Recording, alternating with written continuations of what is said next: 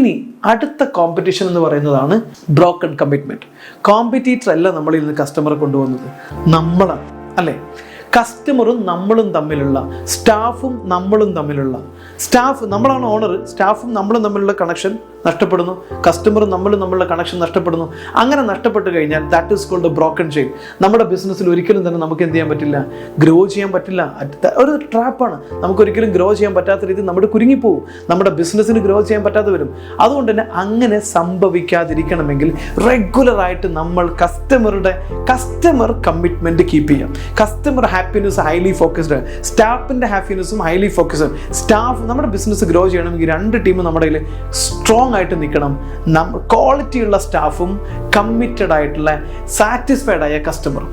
അപ്പൊ ഈ രണ്ട് സാധനങ്ങൾ ഇല്ലെങ്കിൽ കസ്റ്റമർ സാറ്റിസ്ഫാക്ഷൻ എങ്ങനെ ഉണ്ടാക്കുന്ന, കോമ്പറ്റീറ്റർ നശിപ്പിക്കുന്നതല്ല, നമ്മുടെ പ്രവൃത്തിയിലൂടെയാണ് കസ്റ്റമറുടെ സാറ്റിസ്ഫാക്ഷൻ ഡിക്ലൈൻഡ് ആകുന്നത്, കസ്റ്റമറുടെ സാറ്റിസ്ഫാക്ഷൻ താഴെ പോകുന്നത്.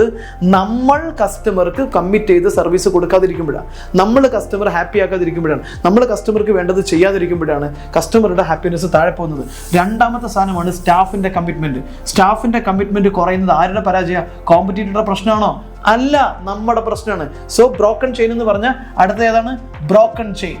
ബ്രോക്കൺ ചെയിൻ എന്ന് പറഞ്ഞാൽ നമ്മളും നമ്മുടെ സ്റ്റാഫും നമ്മുടെ കസ്റ്റമറും തമ്മിലൊരു കണക്ഷൻ ലിങ്ക് ഉണ്ട്. ഇതിങ്ങനെ ചേർന്ന് നിൽക്കേണ്ട സാധനമാണ്. ഇതിൽ ഏതെങ്കിലും ഒരു ചെയിൻ മിസ്സായി കഴിഞ്ഞാൽ കസ്റ്റമർ അൺഹാപ്പി ആവും, അല്ലെങ്കിൽ സ്റ്റാഫ് കണക്ഷൻ വിട്ട് കഴിഞ്ഞാൽ കസ്റ്റമർ ഹാപ്പി ആക്കാൻ പറ്റില്ല. അപ്പൊ സ്റ്റാഫും കസ്റ്റമറും തമ്മിലുള്ള കണക്ഷൻ എന്ന് പറയുന്നത് നമ്മുടെ ബിസിനസിന്റെ ഗ്രോത്തിലെ ഏറ്റവും പ്രധാനപ്പെട്ട ഒരു എലമെന്റ് ആണ്. അത് മെയിൻറ്റെയിൻ ചെയ്യണം. അപ്പൊ നമ്മൾ എന്ത് വേണം? കസ്റ്റമർ ഹാപ്പി ആക്കണമെങ്കിൽ തീർച്ചയായിട്ടും നമ്മുടെ സ്റ്റാഫിനെ ഹാപ്പി ആക്കണം, സ്റ്റാഫിനെ കമ്മിറ്റഡ് ആക്കി കൊണ്ടുവരണം. സ്റ്റാഫിനെ കമ്മിറ്റഡ് ആക്കി കൊണ്ടുവരണമെങ്കിൽ നമ്മുടെ ലീഡർഷിപ്പ് സ്കില്ല് ഡെവലപ്പ് ചെയ്യണം, നമ്മുടെ കമ്മ്യൂണിക്കേഷൻ സ്കില്ല് ഡെവലപ്പ് ചെയ്യണം, നമ്മുടെ വിഷൻ ചേഞ്ച് ചെയ്യണം, നമ്മുടെ ലീഡർഷിപ്പ് പാറ്റേൺ ചേഞ്ച് ചെയ്യണം. നിങ്ങളുടെ ലീഡർഷിപ്പ് സ്കില്ലിന് ആവശ്യമായ രീതിയിൽ നിങ്ങൾ ഡെവലപ്പ് ചെയ്ത് പഠിക്കണം, പുതിയ സംഗതികൾ കൊണ്ടുവരണം. നമ്മളവിടെ എഫക്റ്റീവായുള്ള HR സ്ട്രാറ്റജി കൊണ്ടുവരേണ്ടതുണ്ട്. നല്ല രീതിയിൽ അവരെ റിവാർഡ് കൊടുക്കണം, എൻ്റർടൈൻ ചെയ്യണം, എൻഗേജ്മെൻറ്റ് ആക്ടിവിറ്റി കൊടുക്കണം. സ്റ്റാഫ് നമ്മളില്ലെങ്കിൽ പോലും നമ്മുടെ ബിസിനസ്സിനകത്ത് ഹെവി കമ്മിറ്റ്മെൻറ്റോട് വർക്ക് ചെയ്യണം. പല ഓൺടർപ്രണേഴ്സും എന്നോട് പറഞ്ഞിട്ടുണ്ട്, സ്റ്റാഫുകളെല്ലാം കള്ളന്മാരാണ്, എല്ലാം പറ്റിക്കും, നമ്മളില്ലെങ്കിൽ ഭയങ്കരമായിട്ട് പരാതി പറയും. ആ അഭിപ്രായം എനിക്കില്ല കേട്ടോ. ഞാൻ എൻ്റെ ഓഫീസിലേക്ക് മാസത്തിൽ 3-4 ദിവസം, ചിലപ്പോൾ ചില മാസങ്ങളിൽ മാത്രം ഒരു 8-10 ദിവസങ്ങളിൽ പോകും. നോർമലി ഞാൻ പോകുന്നത് 4-5 ദിവസങ്ങളിൽ മാത്രമാണ്. എന്നാൽ പോലും എൻ്റെ ബിസിനസ് വളരെ സ്മൂത്തായിട്ട് കൊണ്ടു നടക്കുന്നത് എൻ്റെ സ്റ്റാഫിന് ഹൈലി കമ്മിറ്റഡ്. എന്നെക്കാളും ആത്മാർത്ഥതയോട് വിട്ടിട്ട് എൻ്റെ സ്റ്റാഫ് വർക്ക് ചെയ്യുന്ന ഒറ്റ കാര്യമുള്ളൂ, ബിക്കോസ് അവിടെ ഞങ്ങൾ തമ്മിലുള്ള ബോണ്ടിങ് സ്ട്രോങ് ആകുമ്പോഴാണ്. എൻ്റെ സ്റ്റാഫിനെ ഞാൻ ഹാപ്പി ആക്കി നിർത്തിയാലേ എൻ്റെ സ്റ്റാഫ് ത്രൂ ഉള്ള കസ്റ്റമറായ നിങ്ങൾ ഓരോരുത്തരും എനിക്ക് ഹാപ്പി ആക്കി നിർത്താൻ പറ്റുള്ളൂ. അപ്പം നമ്മളുടെ സ്റ്റാഫിനെ നമ്മൾ ഹാപ്പി ആക്കണമെങ്കിൽ നമ്മുടെ ലീഡർഷിപ്പ് സ്കിൽ എന്ന് പറയുന്നത് ഇമ്പോർട്ടൻ്റ് ആണ്. നമുക്കതിനുള്ള ക്യാപ്പബിലിറ്റി ഉണ്ടാവൽ ഇമ്പോർട്ടൻ്റ് ആണ്. ആ ക്യാപ്പബിലിറ്റി നമുക്കില്ലെങ്കിൽ നമ്മുടെ സ്റ്റാഫ് പൊളിയും, അല്ലെങ്കിൽ നമ്മുടെ കസ്റ്റമർ ഹാപ്പി ആക്കാൻ കഴിയാതെ വരും. അതുകൊണ്ട് തന്നെ അത് നമ്മൾ ഡെവലപ്പ് ചെയ്യണം, ലീഡർഷിപ്പ് സ്കില്ല് ഡെവലപ്പ് ചെയ്യണം. അത് പഠിക്കേണ്ടതാണ്. പല ആളുകളും വിചാരിച്ച് വെച്ചിട്ടുണ്ട് ലീഡർഷിപ്പ് സ്കിൽ എന്ന് പറഞ്ഞു കഴിഞ്ഞാൽ അത് ജന്മനാ കിട്ടുന്നതാണ്. നോ, ലീഡർഷിപ്പ് സ്കിൽ ഒരു ലേണബിൾ സ്കില്ലാണ്.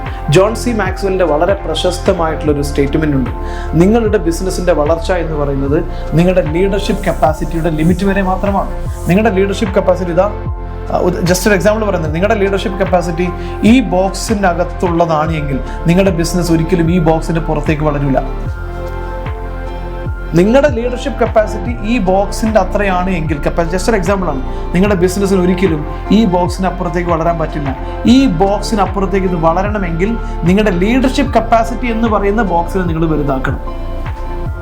അപ്പോൾ ലീഡർഷിപ്പ് കപ്പാസിറ്റി ജനിക്കുമ്പോഴേ കിട്ടുന്നതല്ല, അത് നമ്മൾ നേടുന്ന അറിവിലൂടെയും നമ്മൾ നേടുന്ന പരിശീലനത്തിലൂടെയും നമ്മൾ നേടുന്ന കാഴ്ചപ്പാടിലൂടെയും നമ്മുടെ അനുഭവങ്ങളിലൂടെയും നമ്മുടെ പെരുമാറ്റങ്ങളിലൂടെയും മറ്റുള്ളവരുടെ ഇടപെടലിലൂടെ നമ്മൾ പഠിച്ചെടുക്കുന്ന കാര്യങ്ങളിലൂടെയും നമ്മൾ നിരന്തരമായിട്ട് ബിൽഡ് ചെയ്തെടുക്കുന്ന, ഡെവലപ്പ് ചെയ്തെടുക്കുന്ന ഒരു